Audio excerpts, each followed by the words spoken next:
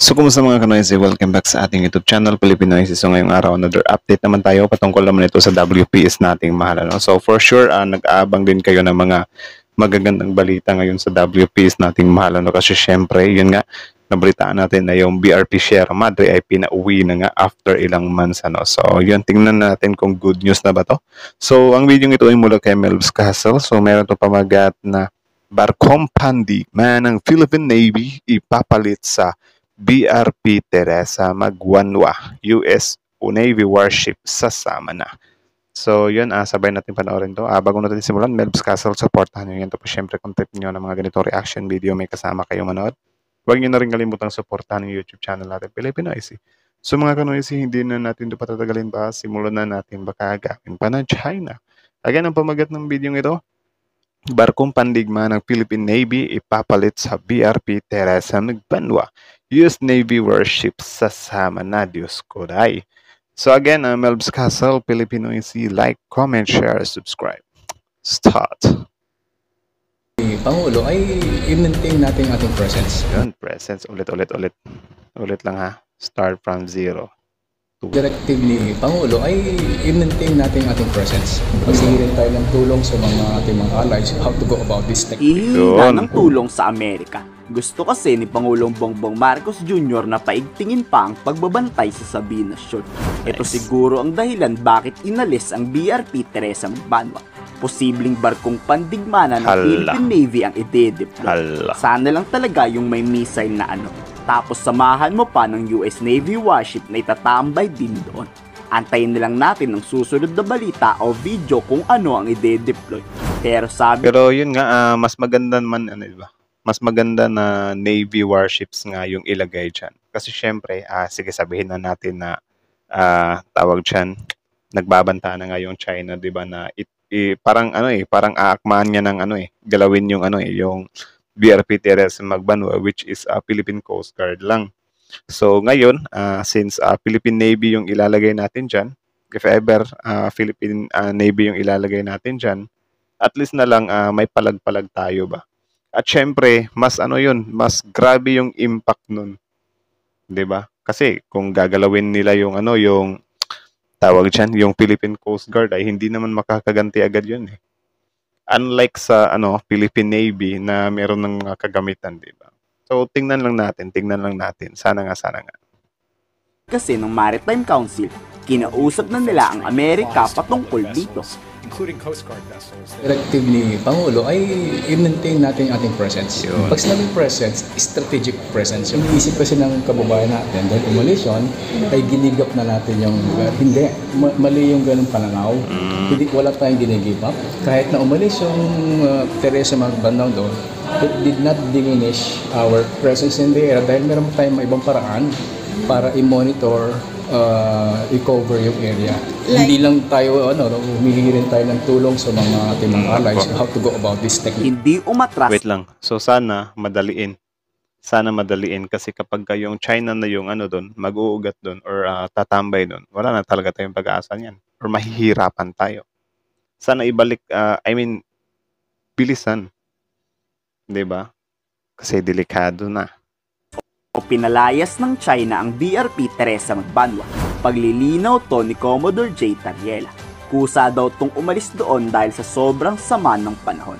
Kahit nga raw ang mga Chinese warship at Chinese Coast Guard nagsilayasan rin. Ito na nga ang magandang tsansa para palitan ng Philippine Navy warship ang barko ng PCG. Ang problema lang, iniisip tuloy ng mga Pilipino na sumuko na ang PCG. Wala pa rin kasi yung kapalit, umalis na agad, di ba? Pero may pabiyahe na raw doon ngayon para magbabantay. Nako. So kayo guys, kung kayo yung tatanungin, ano ba yung mas gusto nyo magbabantay doon? Philippine Coast Guard pa rin ba talaga? Philippine Coast Guard pa rin ba or Philippine Navy na? Comment kayo sa baba. Pag-usapan natin yan sa comment section. Okay. Or anong ship yung papalit dun sa BRP Teresa Magbanwa para magbantay pa rin sa Skoda Shoal dahil nga merong pinaghihinalaang reclamation activities. These are operational details, no? But one thing that I can report to the public is that the Philippine Coast Guard will continuously deploy our vessels in Skoda Shoal. Pero bago makadating sa Philippine Coast Guard pa rin. Tama ba ako ng pagkakaintindi? Correct me if I'm wrong. Binasol ang pinalit ng Defense Department, ang tanong makakapasok kaya. Alam pa naman ng China ang kada galaw ng Pilipinas. Bago tayo dumating doon, nandun na rin yung mga Chinese. At nakaharang na yan. Sana lang talaga ay may kasama na tayong US Navy para papalapit pa lang tayo. Nag-aatrasa na yan panigurado. Lagi ko kasi sinasabi, wala naman tayong isinurrender, wala tayong isinuko. The mere fact that pinull out lang natin ang Teresa Magbanwa, it is wrong to say na isinuko na natin. Siyempre, yan yung sasabihin ng ng mga anti-administration. 'Di ba? Magpapalaganap sila ng mga fake news na kesyo isinuko daw para kunyari, tawag diyan, mapalabas nila na walang silbi yung administrasyon ngayon. Para magalit na naman yung ibang tao na baka nga mga pro-China lang din yung mga nagagalit eh. Biruin nyo, pati si Sergey Buata yun, na parang nagpalabas sila ng fake news na magre-resign or magbibitiw daw si Sergey Bo. Malamang malabo yun. Siya nga yung some kind superman dyan sa sa tawag dyan, sa pag-ano dyan sa WPS eh. 'Di ba? Siya nga yung taga-supalpal sa mga, yung Makabayan Black, yung mga Filipino pro-China, tapos bigla siyang magbibitiw. Nagpapakalat lang talaga sila ng fake news. Pinagpiestahan naman agad sa kabila na kesyo, grabe yung administrasyon nyo, pati si Gibu, wala na, magre-resign na, bibitiw na.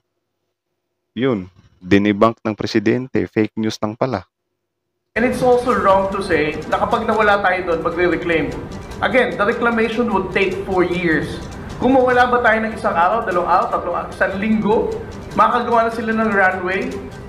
Well, may possibility siya, pero hindi siya makagawa agad ng runway. Ang ibig sabihin kasi ng mga taong bayan natin dito or mga kababayan natin is, for example, umalis tayo dyan.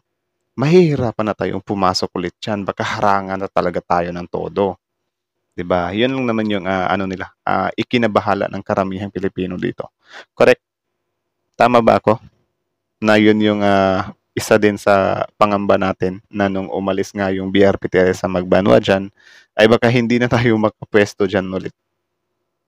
'Di ba? Yun nga, sabi ko nga sa inyo kanina, sana madaliin or sana wag nating patagalin. Like, kung may plano man yung gobyerno natin na palitan yung BRP Teresa Magbanwa doon, kung 2 Coast Guard or isang Navy, Philippine Navy, mas maigi ngayon na agad. 'Di ba?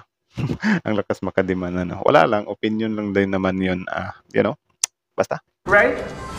It doesn't go that way. Second, pag sinabi ba nating nag-pull out tayo, hindi na tayo makakabalik. Paulit-ulit ko nga sinasabi, napakalaki ng Skoda Shoal. Hindi siya katulad ng Baho de Masinloc na isa lang ang papasukan. Marami siyang papasukan. So, okay. Pasensya na.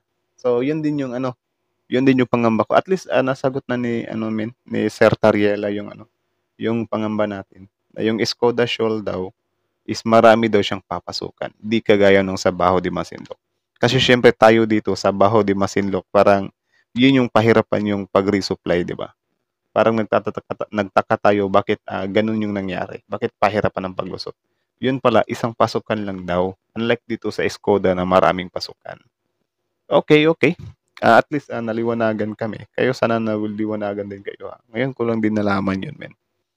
Pero ang sa atin lang talaga dito, yung paghahanda nila, sir, if ever na may mangyari na namang mga water cannon, sana na, naisipan na nila ng paraan yan, or ewan ko, gaganti ba sila, or makipagmatigasan pa rin, I don't know. It's a misconception na sinuko natin, hindi na tayo makakabalik. Definitely, wala tayong isinuko, wala tayong inalisan, dahil pwede natin itong balikan in different ways. Second, again, the Commandant of the Philippine Coast Guard, sinabi niya na rin to, and even the NMC spokesperson has already disclosed na meron tayong deployment na po. It doesn't end na sinabing ang Teresa Magbanwa, binunot na, ibig sabihin isinuko na. Kasi paulit-ulit namin sasabihin, ang Skoda Shoal ay patuloy nating titindigan, patuloy nating pagpapatulyahan, and our deployment in Skoda Shoal doesn't end dahil pinaalis natin si Teresa Magbanwa. Sana lang talaga di Okay. tayo ma-disappoint sa pinalit ng ating militar. Sana nga. Sana lang talaga ay mas malaking barko. O pwede na rin yung kasing laki lang ng BRP Teresa Magbanwa, ang BRP Mechora Aquino. Ano sa palagay nyo? Ikomento sa baba ang yung salob. So, yun lang naman mga kanoysi. So, kayo ano masasabi nyo dito? Comment down below. Tapos yun, pag-usapan natin yan sa comment section. So, again, ang video nito, mula kay Melbs Castle. So, supportahan nyo yan. Original video link in the description box below. Tapos, syempre, bago nyo iwan yung channel natin, huwag nyo na rin kalimutan mag-like, mag-share, mag-comment, at mag-subscribe. Ano? So, kita nyo naman yun, di ba? Malinaw pa sa klaro na at least nasagot ni Sir, ano?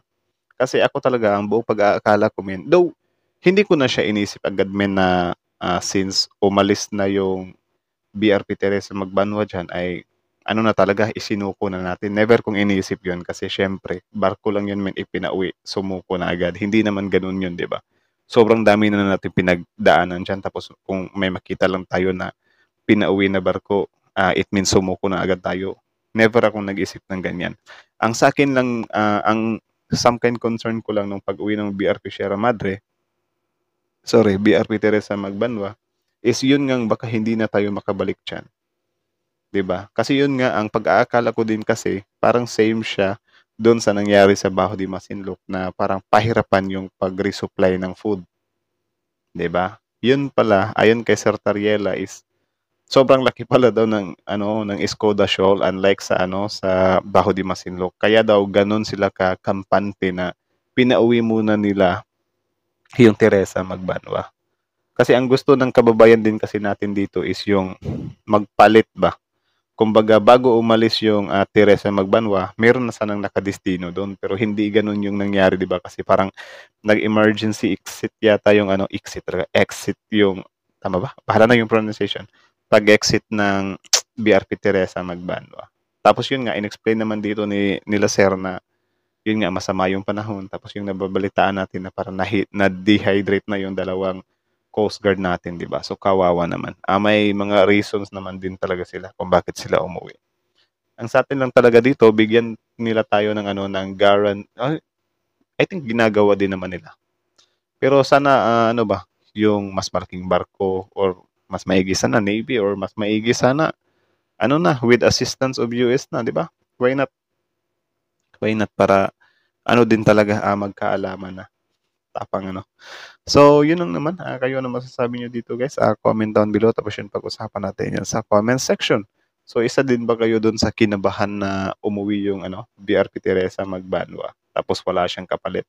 At yun, isa din ba kayo ngayon sa parang naliwanagan na yung pag-uwi pala ng BRP Teresa Magbanwa ay hindi ibig sabihin nun mahihirapan na tayong bumalik dyan. Kasi yun nga, malaki yung pasukan ng Escoda Shoal, unlike sa Baho de Masinloc. So I hope malinaw sa atin yun. Kasi ako parang ngayon ko lang din or parang na-relieve ako ba nang narinig ko yun na okay, so yun pala yun. So yun pala yun. 'Di ba? So, ayun, paano yan? I'm sorry na lang sa sa China for sure. Nagbubunyi sila or sobrang saya nila. Baka nag-celebrate sila nung umuwi yung BRP Teresa Magbanwa kasi syempre i-chismis nila yun sa kanila na oh my God, tagumpay tayo. Umuwi yung BRP Teresa Magbanwa, sumuko na sila. Tapos magugulat na lang sila, kinabukasan may ipinalit na naman pala. Tapos mga ngamot na naman ng ulo yung China niyan. Sabi naman, my goodness, ang tigas talaga ng ulo ng Philippines. Gaganyan yan. So yun lang naman. Again, comment down below. And then, Melbs Castle, Filipino. See you, like, comment, share, subscribe. Filipino is out.